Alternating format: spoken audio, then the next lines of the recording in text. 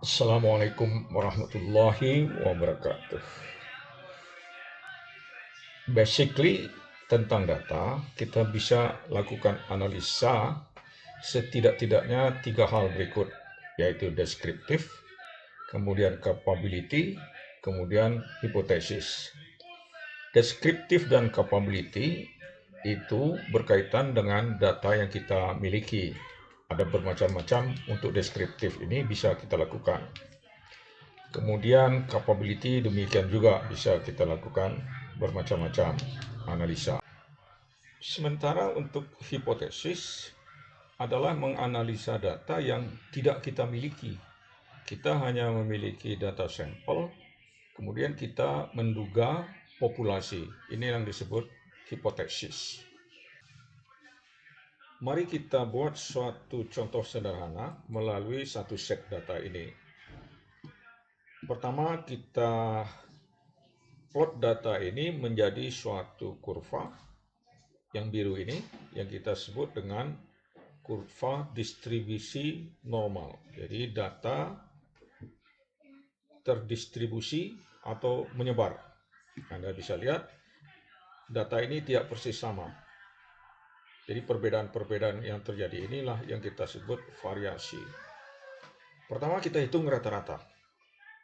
Secara grafis rata-rata posisinya ada seperti ini.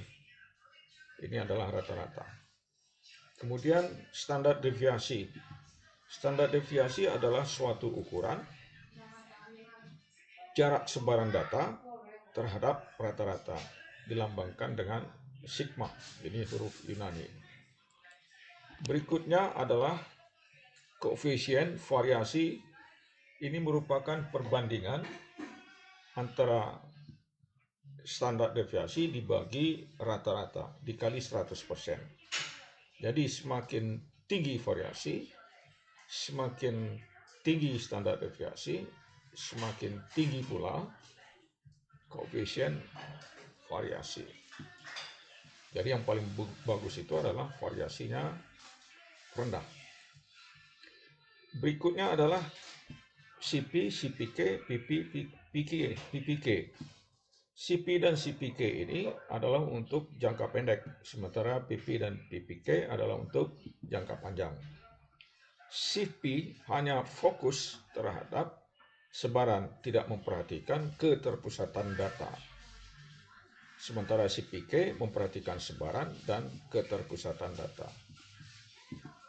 Sebaran adalah ini, keterpusatan data adalah ini, terpusat kepada rata-rata.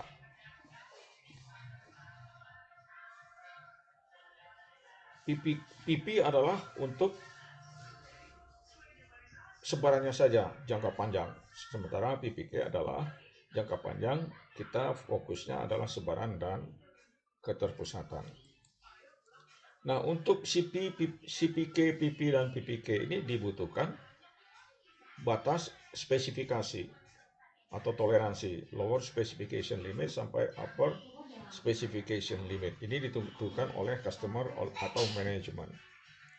Jadi kapabilitas proses ini kita peroleh dengan membandingkan terhadap batas spesifikasi. Sementara berikutnya adalah sigma capability. Ini merupakan capability dengan metrik nilai sigma. 6 sigma berarti bila rata-rata plus minus 6 standar deviasi dari data jatuh di dalam batas spesifikasi. Itu disebut 6 sigma.